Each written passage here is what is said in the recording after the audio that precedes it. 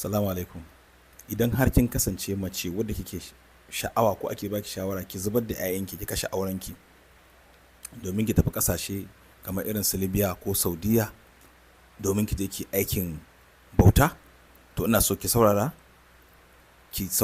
ina so ki saurari wannan bidiyon da zan saka ku ji abubuwan da wannan macen take faɗa game da irin halin suke ciki a ƙasar da take aiki. Ina so ku saurare ku ji.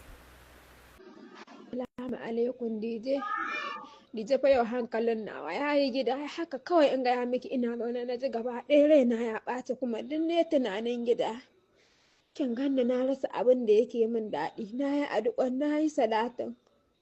Gaba ɗaya wani sa'in ya ga abin daɗi kaɗai, wani san kuma ya ga idan kai tunanin nan gaba ɗaya abin ya furi ya kwantsame ma. Wallah haka kawai in gaya miki ina zaune da na tuno 'ya'yan nan kuma gaba ɗaya idona ya cika da hawaye. Wai ku kowa iya jin wannan raɗaɗin kai.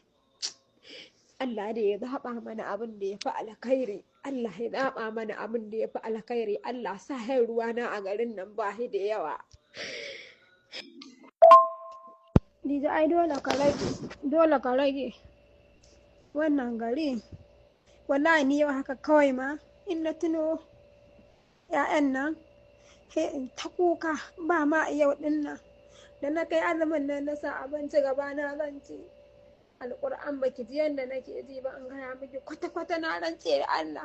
He ne kamar na dangana abin ya kamar ya huce kuma ta hiɗe in abin ya juyo min na tuna rayuwar nan a yanda muke muna zaune. Kawai da he dai in ji idona ya cuttuka da hawaye in rasa abin da yake min daɗi. In ce da na sani ban zo garin nan ba. Da na sani ban zo garin nan ba, da na san haka yake da ba zan zo ba. Wallahi Dija haka nake faɗa. Ga tunanin daɗewan nan. Da kowa ya ce maka mai wuya haka biya in ka fara karɓar na aka ba za ka tafi ba maye da maye wallahi gaba ɗaya dijahi ne yake caza min hankali na hai nake ganin kamar na rabu da 'ya'yana wallahi kamar na rabu da 'ya'yana da iyayena kwata-kwata ya hankali na ya kasa nutsuwa hai ne kamar na danganar wallahi dija in ne tunani in na hango san da habu zai zo ya tasa cinya da ni in kawar hi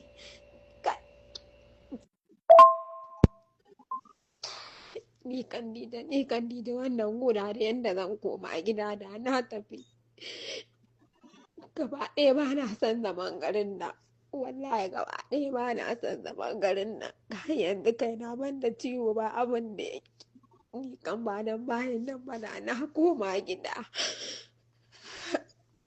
gaba ɗaya tunani na iya gida gaba ɗaya hankali na ya koma. To kun gani za a zo a ta bushe muku kunne a ce ku tafi ƙasa akwai kuɗi akwai kaza, to ya za ka yi da iyalinka da ka bari a nan? Ya za ka yi da wulaƙancin da ake maka a wannan ƙasar? Muna ji muna gani akwai abubuwa da yawa da ake wa mata musamman mata a irin ƙasashen nan ko mazan ma ya suka tsira. Me ya haƙuri mai addu'a sannan mu jajirce a ƙasarmu duk abin da kake so ka samu Allah zai baka, amma zuwa ƙasar wani aikin bauta mutanen da suke ganin kamar ba mutum ba suke ganin kamar dabba mummunan hatsari ne. Idan kunne ya ji jiki ya tsira. Na gode.